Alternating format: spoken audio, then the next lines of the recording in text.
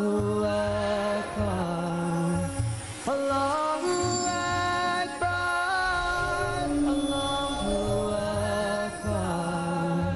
أكبر الله أكبر الله أكبر الله أكبر. اعوذ باللہ من الشیطان الرجیم. بسم اللہ الرحمن الرحیم. رب اشرح لی صدری ویسر لی امری واحلل عقدۃ من لسانی یفقہوا قولی. قابل احترام حاضرین، السلام علیکم ورحمۃ اللہ وبرکاتہ. سورہ الانعام قرآن مجید کی چھٹی سورت، جو مکہ معظمہ کے حضور اکرم صلی اللہ علیہ وسلم کے 13 سالہ قیام کے تقریباً آخری دور میں نازل ہوئی تھی، جبکہ شدائد اور مصائب سخت سے سخت تر ہوتے چلے جا رہے تھے اور اہل ایمان ہلا مارے جا رہے تھے. اس موقع پر نازل ہونے والی یہ صورت ہے. اس میں اللہ تعالیٰ مکے کے لوگوں کو آخری بار سمجھا رہا ہے. یہاں جو آیتیں ہمارے سامنے آئی ہیں، آیت نمبر 83 اور اس سے آگے، یہ تھی ہماری وہ حجت جو ہم نے ابراہیم کو اس کی قوم کے مقابلے میں عطا کی. پچھلے ایپیسوڈ میں آپ کے سامنے ابراہیم علیہ السلام کا واقعہ آیا تھا. ابراہیم علیہ السلام ایک مشرکانہ ماحول میں آنکھیں کھولنے والے بچے تھے. انسان عموماً اپنے ماحول کا پروردہ ہوتا ہے، created by his atmosphere, shape by his atmosphere. ہر طرف بت پرستی کے مظاہر دیکھے. باپ خود بت پرستی کا بہت بڑا پرچارک تھا. بادشاہ وقت اور نظام وقت کا پورا دار و مدار اللہ کے علاوہ دوسری گھڑی ہوئی فالس شخصیات پر تھا. لیکن ابراہیم علیہ السلام نے کم عمری میں ہی ایک ذہنی سفر کیا، سوچا، جانچا، پرکھا، غور و فکر کیا، تجزیہ کیا اور حقیقت تک پہنچ گئے. اور پھر اس کے بعد اللہ تعالیٰ نے آپ کو نبوت سے اور حکمت سے نوازا.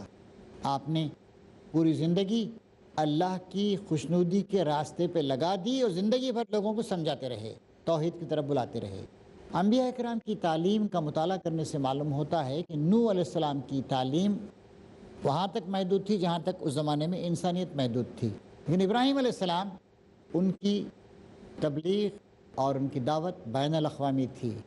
پیدا ہوئے عراق کے کیپٹل ار میں، وہاں سے ہجرت کر کے شمال کی طرف ہاران کے علاقے میں گئے اور پھر اپنی پوری زندگی اللہ تعالیٰ کی تعلیمات کی اشاعت میں توحید کی تعلیم دینے میں لگا دی. 86 سال کی بڑھاپے کی عمر میں اللہ تعالیٰ نے اسماعیل علیہ السلام جیسا فرزند عنایت فرمایا. اس کے 8-10 سال کے بعد پھر اسحاق علیہ السلام جیسے صاحبزادے سے نوازا. ساتھ بہت کم لوگوں نے دیا. ان کی قوم دولت کا، مستی کا شکار تھی. عراق کی قوم جو بہت ترقی یافتہ قوم تھی اس زمانے کی. چنانچہ حجاز تشریف لے گئے، نجد کے علاقوں میں گشت کیا. حجاز کا مرکز مکہ جو ایک سنسان وادی تھا، وہاں پر اللہ کا ایک اشارہ پا کر اپنے چھوٹے دودھ پیتے بچے اسماعیل علیہ السلام کو ان کی والد محترمہ حضرت ہاجرہ کے ساتھ چھوڑ دیا. دوسرے صاحبزادے اسحاق علیہ السلام کو جو بعد میں پیدا ہوئے، ان کو آپ نے فلسطین کے علاقے میں کنعان میں بسایا. اور ایک بھتیجے حضرت لوط علیہ السلام، ان کو عمورہ، صدوم وغیرہ کے علاقے میں بسایا. ساری زندگی اس راہ میں لگا دی. یہ تھی ہماری وہ حجت جو ہم نے ابراہیم کو اس کی قوم کے مقابلے میں عطا کی. ہم جسے چاہتے ہیں بلند مرتبہ عطا کرتے ہیں. حق یہ ہے کہ تمہارا رب نہایت دانا اور علیم ہے، جانتا ہے کس کے اندر حق کی کھوج اور طلب کا جذبہ ہے، کون ہمارے کام کا حق ادا کر سکتا ہے. دانا ہے، علیم ہے، جانتا ہے سب کچھ. اب یہاں پر اگلی آیات میں 18 انبیاء کرام کا ذکر ایک جگہ آ رہا ہے. پھر ہم نے ابراہیم کو اسحاق اور یعقوب جیسی اولاد دی. ابراہیم علیہ السلام کے صاحبزادے، دوسرے صاحبزادے اسحاق اور ان کے صاحبزادے یعقوب علیہ السلام، اور ہر ایک کو راہ راست دکھائی. وہی الہی ان کی رہنمائی کر رہی تھی. وہی راہ راست جو اس سے پہلے نوح کو دکھائی تھی. راہ راست ایک ہی ہے، حق ہمیشہ سے ایک ہے، سچائی ہمیشہ سے ایک ہے. شرک کی 1000 قسمیں ہیں، 1000 ایڈیشنز ہیں، 1000 شخصیات ہیں، 1000 عقائد ہیں. توحید خالص ایک ہے، ساری کائنات کا خالق मालिक, राज़िक़, परवरदिगार, निगरानी करने वाला, निगहबानी करने वाला, रहनुमाई फरमाने वाला, सबको पैदा करने वाला, मारने वाला, बिगड़ियाँ बनाने वाला, किस्मतों को दुरुस्त करने वाला, सब वही है। तौहीद खालिस एक ही है। वही राह दिखाई जो नूह अलैहिस्सलाम को पहले दिखाई थी, और उसी के नस्ल से हमने दाऊद और सुलेमान, दाऊद अलैहिस्सलाम तकरीबन 3000 साल पहले, उनके साहबजादे सुलेमान अलैहिस्सलाम ज़ाहिर उनके बेटे थे, और इनको हुकूमत दी, शान व शौकत दी, यरूशलेम के बादशाह बने दोनों के बाद दीगरे, और हक़ के मुताबिक काम किया। अय्यूब अलैहिस्सलाम का सब्र का वाक़या मशहूर है, कुरान शरीफ में उसका जिक्र भी आता है कि अल्लाह ने बड़ी ज़बरदस्त आजमाइश में मुब्तला किया, बाल बच्चे ख़त्म हो गए, माल व असबाब तबाह हो गया, फिर भी अय्यूब अलैहिस्सलाम सब्र करते रहे, अल्लाह की मर्ज़ी। अय्यूब अलैहिस्सलाम के वाक़ये से एक बात हमारी समझ में ये भी आती है कि अल्लाह जिसको जैसे चाहे आज़माए, अल्लाह से आज़माइश से पनाह मांगनी चाहिए, लेकिन अगर आज़माइश आ गई, अल्लाह हमारे साथ है, अल्लाह देख रहा है, और जैसे जैसे आज़माइश को हम बर्दाश्त कर रहे हैं, अल्लाह हमारे दर्जात को बुलंद करता है। यूसुफ़ अलैहिस्सलाम किसके साहबजादे थे? याकूब अलैहिस्सलाम के साहबजादे थे, जो नबी बनाए गए, जिनके ज़रिए से मिस्र में इस्लाम का दरवाज़ा खुला, और मिस्र उस ज़माने में बहुत तरक्की याफ्ता मुल्क था। मूसा अलैहिस्सलाम जो तकरीबन यूसुफ़ अलैहिस्सलाम और बनी इसराइल के कुछ लोगों के मिस्र में जाकर बसने के तकरीबन 700-800 साल के बाद आए, और जिन्होंने मुकाबला किया फ़िरौन वक्त का, रामसीस दुवम, उनके भाई हारून अलैहिस्सलाम, अल्लाह ताला कहा इनको भी हिदायत बख्शी। इसी तरह हम नेकोकारों को उनकी नेकी का बदला देते हैं। उसी की औलाद से ज़करिया, यहया, ईसा और इलियास को राहयाब किया। ईसा अलैहिस्सलाम बहुत मशहूर अल्लाह के रसूल हैं, जिनका नाम लेकर आज बहुत बड़े पैमाने पर शिर्क फैलाया गया तारीख़ में। यहया अलैहिस्सलाम हज़रत ज़करिया के साहिबजादे, और जो ईसा अलैहिस्सलाम से 6 महीने पहले पैदा हुए थे, उनके अजीज़ ही थे। इलियास अलैहिस्सलाम, फिर कुल्लुम मिनस सालिहीन, हर एक उनमें से सालेह था, नेक थे, परहेजगार थे, खुदा से डरने वाले थे, तौहीद को अपनाए हुए थे, शिर्क से बचने वाले थे, शिर्क का शायबा तक उनकी ज़िंदगी में नहीं था, पाकीज़ा ज़िंदगी थी, राजबाजी थी, सच्चाई थी, सब्र था, हर तरह की खूबियाँ उनके अंदर थीं। उसी के ख़ानदान से इस्माईल, इब्राहीम अलैहिस्सलाम का ख़ानदान फिर इधर आ रहे हैं, मुख्तलिफ़ जगहों के अंबिया करम का जिक्र हो रहा है। इस्माईल इसहाक़ अलैहिस्सलाम से बड़े थे 10-12 साल। अल-यस्या, यूनुस और लूत को रास्ता दिखाया। लूत अलैहिस्सलाम इब्राहीम अलैहिस्सलाम के भतीजे थे। यूनुस अलैहिस्सलाम ये बनी इसराइल के अंबिया में से थे, और निनेवा नाम का एक शहर था, वहाँ पर ये नबी बना के भेजे गए थे। उनमें से हर एक को हमने तमाम दुनिया वालों पर फजीलत अता की। दुनिया में सबसे अच्छे लोग कौन हैं? अंबिया कराम। अंबिया कराम के पास महल नहीं थे, अंबिया कराम के पास दौलत के अंबार नहीं थे, अंबिया कराम पर आजमाइशें भी आईं। इब्राहीम अलैहिस्सलाम को आग में फेंक दिया गया, मामूली बात है। हुजूर अकरम सल्लल्लाहु अलैहि वसल्लम को बहुत सताया गया, जंगों की मुसीबत आप पे डाली गई, यहाँ तक कि जंग उहद में बेहोश हो गए आप, आपके 2 दांत टूट गए। ताइफ में तहक़ीर की गई, बुरा भला कहा गया, इतना पत्थरों से मारा गया कि आप लहूलुहान हो गए। तो अल्लाह ने आजमाया उनको, लेकिन बड़े दर्जे के लोग थे, आजमाइशों से उनके दर्जों में और इजाफा होता चला गया। इनमें से हर एक को हमने तमाम दुनिया वालों पर फजीलत अता की। तो मेरे दोस्तों और आज के मुस्लिम भाई और बहनों, इससे एक बात मालूम होती है कि उसके बड़े नसीब जिसे आजमाया अल्लाह तबारक व तआला। आजमाइश के बग़ैर कोई आदमी सुरखरू नहीं होता है। अंबिया कराम को बहुत आजमाइशें आईं, नीज़ उनके आबा व अजदाद, उनकी औलाद और उनके भाई बंदों में से बहुतों को हमने नवाजा। अंबिया थे, रसूल थे, घर के लोगों को दुरुस्त किया इन्होंने, और जो लोग भलाई और नेकी की बुलंदियों पर इनसे फैज़ पाकर चढ़ते चले गए, उनको नवाजा अल्लाह ताला ने। बेहतरीन लोग थे वो। ये अल्लाह की हिदायत है जिसके साथ वो अपने बंदों में से जिसको चाहता है रहनुमाई करता है। लेकिन अगर कहीं इन लोगों ने शिर्क किया होता तो उनका सब किया कराया गारत हो जाता। शिर्क कितनी बड़ी चीज़।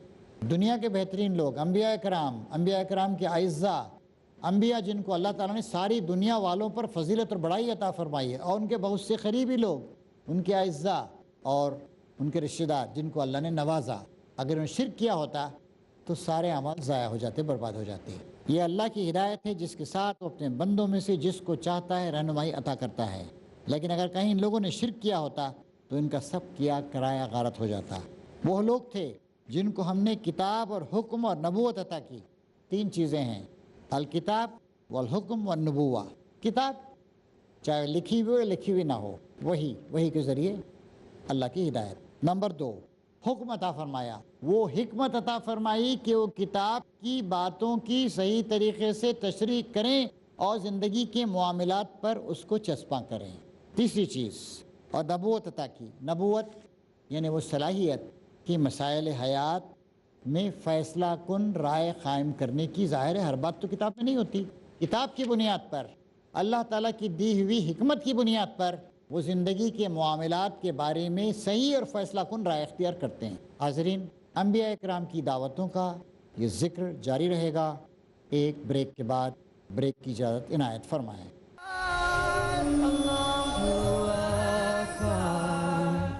حرام سے بچ جا تو سب سے بڑا عابد ہو جائے۔ نماز ایک ایسی چیز ہے کہ اس کی فرضیت سے کسی مومن کو انکار نہیں ہو سکتا۔ مولانا عبد الکریم پاریکھ پیش کریں گے دین اسلام کا پیغام۔ غریبی کی حالت ہو، امیری کی حالت ہو، درمیان کا راستہ نہ چھوڑ۔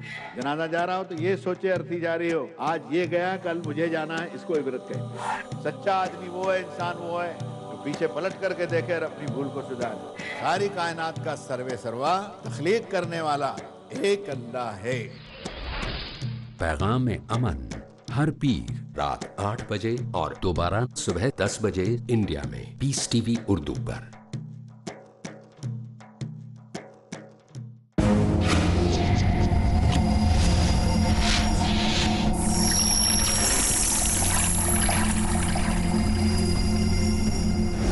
ورلڈ ہیلتھ آرگنائزیشن کے مطابق ہر سال لاکھوں لوگ شراب پینے کی وجہ سے مرتے ہیں۔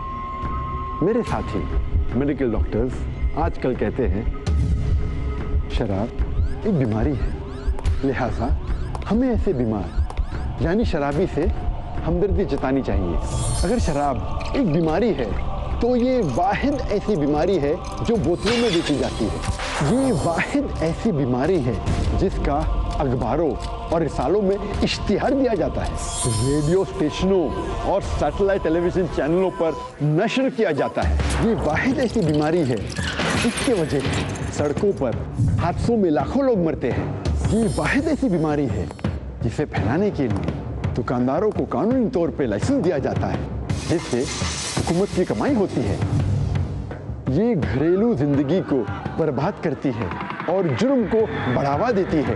یہ واحد ایسی بیماری ہے جس کا سبب وائرس یا جراثیم نہیں ہے، لیکن ہمارا خالق اللہ سبحانہ و تعالیٰ اپنے آخری ہدایت نامے قرآن مجید میں فرماتا ہے، سورہ المائدہ سورہ نمبر 5 آیت نمبر 90 میں، یا ایھا الذین آمنوا انما الخمر والمیسر والانصاب والازلام رجس من عمل الشیطان فاجتنبوہ لعلکم تفلحون۔ بے شک شراب، جوا، بت پرستی، پان نکالنا، یہ سب برے شیطانی کام ہیں، ان سب سے بچو تاکہ تم کامیاب ہو جاؤ۔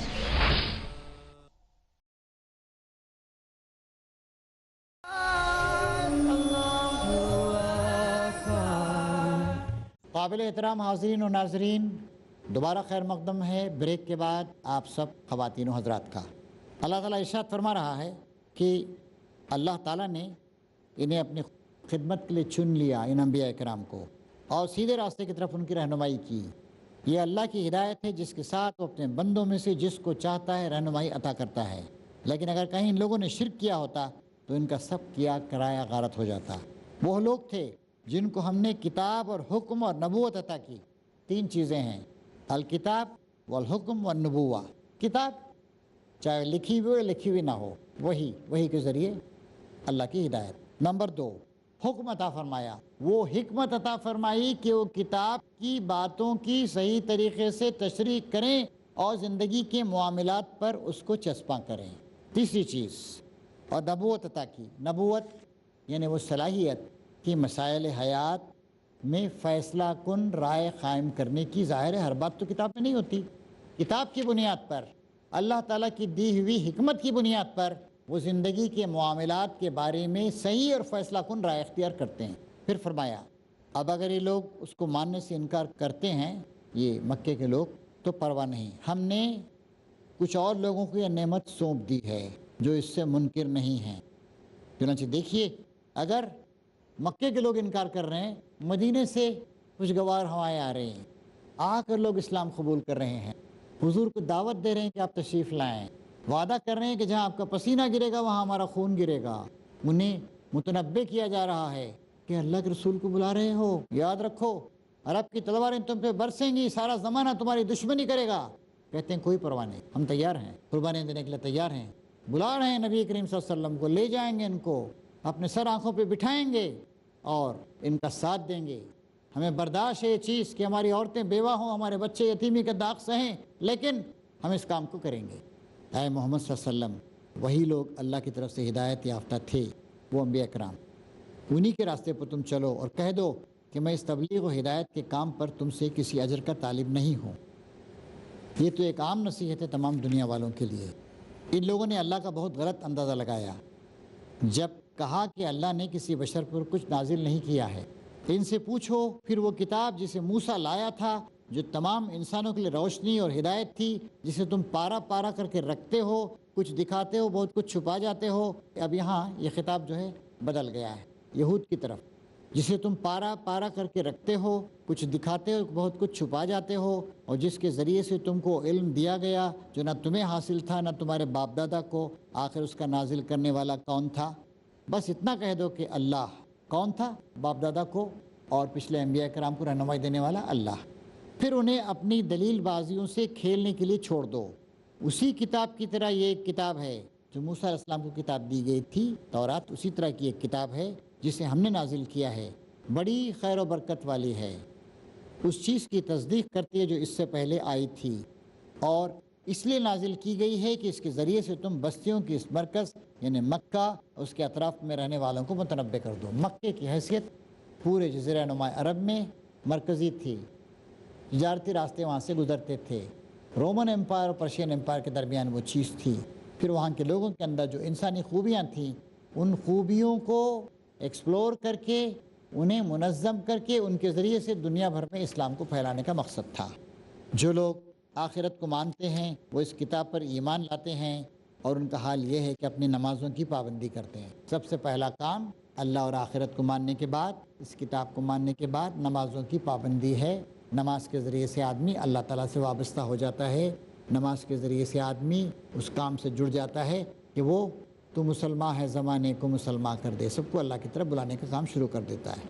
اور اس شخص سے بڑا ظالم اور کون ہوگا جو اللہ پر جھوٹا بہتان گھڑے یا کہے کہ مجھ پر وحی آئی ہے، درا حالے کہ اس پر کوئی وحی نازل نہیں کی گئی، یا اللہ کی نازل کردہ چیز کے مقابلے میں کہے کہ میں بھی ایسی چیز نازل کر کے دکھا دوں گا۔ اس سے بڑی گستاخی کیا ہو سکتی؟ اس سے بڑا ظالم کون ہو سکتا ہے جو کہے کہ میں بھی ایسی چیز بنا سکتا ہوں یا نازل کر سکتا ہوں، یا مانے نہیں اس کو؟ دونوں برابر کے جرائم۔ کاش تم ظالموں کو اس حالت میں دیکھ سکو جب کہ وہ سکرات موت میں ڈبکیاں کھا رہے ہوتے ہیں۔ ہر آدمی پر مرحلہ آتا ہے، مرتا ہے، سکرات کا عالم طاری ہوتا ہے۔ اس وقت حقیقت حال ظاہر ہونے لگتی ہے، ارے یہ تو صحیح ہے، فرشتے آ گئے ہیں، شدید تکلیف ہے، سارا مال اسباب دولت سب چھوڑ کے جانے والا ہوں۔ انکار کر رہا تھا، اب تک خدا کا تصور نہیں تھا، ہزاروں خداؤں کو میں نے تصنیف کر رکھا تھا، میرے خدا، میرے ماں باپ کے خدا، بے شمار خدا، اور فرشتے ہاتھ بڑا بڑا پر کہہ رہے ہوں گے لاؤ نکالو اپنی جان، آج تمہیں ان باتوں کی پاداش میں ذلت کا عذاب دیا جائے گا جو تم اللہ پر تہمت رکھ کر ناحق بکا کرتے تھے اور اس کی آیات کے مقابلے میں سرکشی دکھاتے تھے۔ اور اللہ فرمائے گا لو اب تم ویسے ہی تنہا ہمارے سامنے حاضر ہو گئے جیسا ہم نے تمہیں پہلی بار پیدا کیا تھا، اکیلا۔ انسان اکیلا پیدا ہوا ہے، سماج میں رہتا بستا ہے، لیکن پیدا اکیلا ہوا ہے۔ اپنی کتاب لے کر آیا ہے، اپنی کتاب اعمال، خود ذمہ دار ہے اپنے کاموں کے لیے، حالانکہ اس پہ ماحول کے اثرات پڑتے ہیں، پھر بھی خود ذمہ دار ہے، کیونکہ اس نے ماحول کے کن اثرات کو قبول کیا، کن کو رد کر دیا۔ اللہ کے نبی کی بات کو مانا ہے، شیطانوں کی باتوں کو مانا ہے۔ جو کچھ ہم نے تمہیں دنیا میں دیا تھا وہ سب تم پیچھے چھوڑ آئے، پھر وہ بھی اللہ کا دیا ہوا تھا، اس کا اپنا نہیں تھا۔ آدمی کہتا میرا مال میں نے کمایا، لیکن اللہ نے دیا تھا، کسی کو زیادہ دیا، کسی کو کم دیا، کسی کو طویل عرصے تک دیا، کسی کو مختصر عرصے تک، کسی کو اتنا دیا کہ مرتے وقت بھی بہت کچھ چھوڑ آیا، لیکن چھوڑ کر ہی تو آیا، لے کر تو نہیں آیا۔ اب ہم تمہارے ساتھ تمہارے ان سفارشیوں کو بھی نہیں دیکھ رہے ہیں جن کے متعلق تم سمجھتے تھے کہ تمہارے کام بنانے میں ان کا بھی کچھ حصہ ہے۔ وَمَا نَرَى مَعَكُمْ شُفَعَاءَكُمُ الَّذِينَ زَعَمْتُمْ أَنَّهُمْ فِيكُمْ شُرَكَاء۔ کیا تھے وہ سفارشی؟ مکے کے لوگوں سے زیادہ بڑے مشرک اور کون تھے؟ کیا تھا نظریہ ان کا؟ شفاعنا عند اللہ، یہ معبود نہیں بلکہ اللہ تعالیٰ کے پاس ہماری شفاعت کرنے والے۔ آج بھی لوگ اس طرح کی الٹی دلیلیں دیتے ہیں، بھائی اللہ تعالیٰ بہت بڑا ہے، بڑی مسند عزت پہ جلوہ نما ہے، ہم بڑے گناہ گار ہیں، ہماری وہ کہاں سے سنے گا، ہماری تو پہنچ بھی نہیں ہے گناہ گاروں کی، ان کے ذریعے سے ہم پہنچتے ہیں۔ یہ غلط نظریہ تھا جس نے لوگوں کو شرک میں مبتلا کر دیا، اور آج بھی اس طرح کے غلط نظریات کے لوگ شکار ہیں۔ تو اللہ تعالیٰ کہے گا اب ہم تمہارے ساتھ تمہارے ان سفارشیوں کو بھی نہیں دیکھتے جن کے متعلق تم سمجھتے تھے کہ تمہارے کام بنانے میں ان کا بھی کچھ حصہ ہے۔ تمہارے آپس کے سب رابطے ٹوٹ گئے اور وہ سب تم سے گم ہو گئے جن کا تم زعم رکھتے تھے۔ ایک تعلق قائم کر رکھا تھا، ان سے، ان سے، فلاں سے، فلاں سے، شفیع قرار دے رکھا تھا، وسیلہ بنا رکھا تھا، آج ان میں سے کوئی کام آنے والا نہیں۔ سب جھوٹے خدا تھے، جھوٹے معبود تھے جو لوگوں نے گھڑ لیے تھے۔ اب اللہ تعالیٰ کون ہے بتا رہا ہے، وہ یہ لوگ تو تمہارے جو اللہ کے پاس سفارشی تم نے بنا رکھے کچھ نہیں۔ اللہ کون ہے؟ دانے اور گٹلی کو پھاڑنے والا اللہ ہے۔ درخت کا پورا پلان بیج کے اندر ہے، وہی زندے کو مردہ سے نکالتا ہے، مردہ چیزوں سے انسان بن گیا، اور وہی مردہ کو زندہ سے خارج کرتا ہے۔ انسان سے بہت ساری چیزیں خارج ہوتی رہتی ہیں، زندہ چیزوں سے مردہ چیزیں نکلتی رہتی ہیں۔ یہ سارے کام کرنے والا تو اللہ ہے، پھر تم کدھر بہہ کے چلے جا رہے ہو؟ پردے شب کو چاک کر کے صبح کو وہی نکالتا ہے، اسی نے رات کو سکون کا وقت بنایا ہے، اسی نے چاند اور سورج کے طلوع و غروب کا حساب مقرر کیا ہے۔ یہ سب اسی زبردست قدرت اور علم رکھنے والے کے ٹھہرائے ہوئے اندازے ہیں، اور وہی ہے جس نے تمہارے لیے تاروں کو صحرا اور سمندر کی تاریکیوں میں راستہ معلوم کرنے کا ذریعہ بنایا۔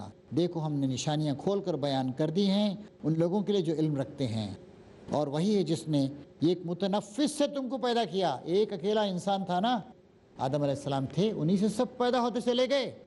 پھر ہر ایک کے لیے ایک جائے قرار ہے، اور ہر ایک اس کے سونپے جانے کی جگہ، کہاں رہے گا انسان، کہاں مرے گا، جگہ ہے۔ یہ نشانیاں ہم نے واضح کر دی ہیں ان لوگوں کے لیے جو سمجھ بوجھ رکھتے ہیں۔ اور وہی ہے جس نے آسمان سے پانی برسایا، پھر اس کے ذریعے سے ہر قسم کی نباتات اگائی، پھر اس سے ہرے ہرے کھیت اور درخت پیدا کیے، پھر ان سے تہ بر تہ چڑھے ہوئے دانے نکالے، اور کھجور کے شگوفوں سے پھلوں کے گچھے پیدا کیے جو بوجھ کے مارے جھکے پڑتے ہیں۔ اللہ کی نشانیاں، انگور، زیتون اور انار کے باغ لگائے جن کے پھل ایک دوسرے سے ملتے جلتے بھی ہیں، اور پھر ہر ایک کی خصوصیات جدا جدا ہیں، سب سے قریب ایک ہی شیپ کے لیکن مزے الگ ہیں۔ یہ درخت جب پھلتے ہیں تو ان میں پھل آنے اور پھر ان کے پکنے کی کیفیت ذرا غور کرو۔ دیکھو ان چیزوں میں نشانیاں ہیں ان لوگوں کے لیے جو ایمان لاتے ہیں۔ اس پر بھی لوگوں نے جنوں کو اللہ کا شریک ٹھہرا دیا ہے، حالانکہ وہ ان کا خالق ہے، اور بے جانے بوجھے اس کے لیے بیٹے بیٹیاں تصنیف کر دی ہیں، دیوی دیوتیاں اور وغیرہ وغیرہ، حالانکہ وہ پاک و بالاتر ہے ان باتوں سے جو یہ لوگ کہتے ہیں۔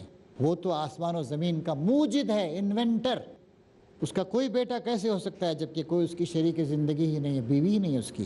اس نے ہر چیز کو پیدا کیا ہے اور وہ ہر چیز کا علم رکھتا ہے۔ یہ ہے اللہ تمہارا رب، کوئی خدا اس کے سوا نہیں ہے، ہر چیز کا خالق، لہٰذا تم اسی کی بندگی کرو، اور وہ ہر چیز کا کفیل ہے، کفارت کرنے والا، سرپرست۔ نگاہیں اس کو نہیں پا سکتی، وہ نگاہوں کو پا لیتا ہے، وہ نہایت باریک بین اور باخبر ہے۔ دیکھو تمہارے پاس تمہارے رب کی طرف سے بصیرت کی روشنیاں آ گئی ہیں۔ اب جو بینائی سے کام لے گا، عقل سے کام لے گا، آنکھوں سے کام لے گا، اپنا ہی بھلا کرے گا، جو اندھا بنے گا خود نقصان اٹھائے گا۔ اتنے حقائق، اتنی نشانیاں، اتنی علامتیں، اتنی قدرتیں، اتنا پیچیدہ نظام، زمین کا، آسمان کا، ہوا کا، پانی کا، جہازوں کا، ندیوں کا، نالوں کا، نباتات کا، حیوانات کا، پھلوں کا، باغوں کا، میں تم پر کوئی پاسبان نہیں ہوں۔ اس طریقے سے اب حق اور باطل کی کشمکش مکے میں آخری مرحلے میں پہنچ رہی ہے، اور اللہ تعالیٰ پوری وضاحت کے ساتھ، پورے زور کے ساتھ باتیں نبی کریم صلی اللہ علیہ وسلم کے ذریعے سے مکے کے لوگوں کے سامنے پیش کر رہا ہے۔ اللہ کرے آج کے حالات میں بھی یہ آیات ہمارے رہنمائی کا باعث بنے، اور آج بھی جو شرک کا، جہالتوں کا اندھیرا پھیلا ہوا ہے، اس کو دور کرنے کے لیے ہم یہیں سے روشنی حاصل کریں، سبق حاصل کریں۔ اللہ تعالیٰ ہماری مدد فرمائے۔ سبحان ربک رب العزت عما یصفون، وسلام علی المرسلین والحمد للہ رب العالمین۔ Allah